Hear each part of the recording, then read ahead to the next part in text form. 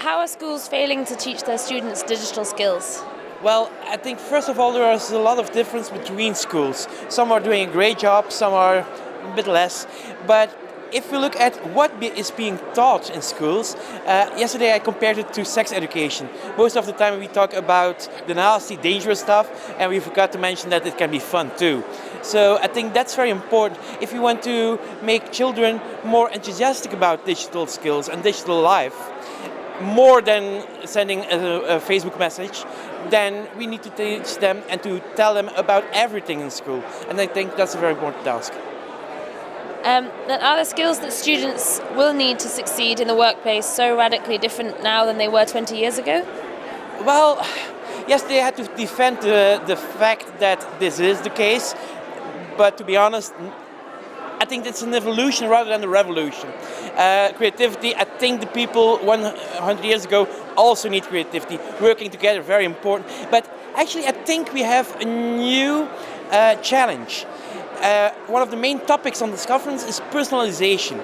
And if we want to have learning personalized, we still need to think about the fact that they also need to learn together, to work together, and to work in cooperation and networks. So how we will, for me a very important question will be, how can we combine personalization and cooperative working? You debunk common e-learning myths in your books. And what's the most destructive urban legend you've encountered? Oh, that's a very nasty question because there are so many myths going around. In our book, Urban Myths About Education and Learning, we debunked several, and I want to combine two because they are very related. One is the digital natives myth.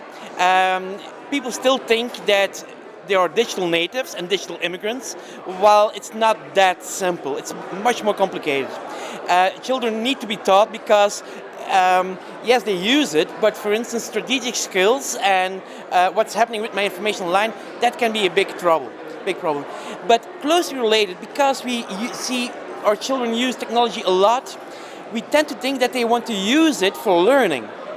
And if you look to science and to studies, that's not the case.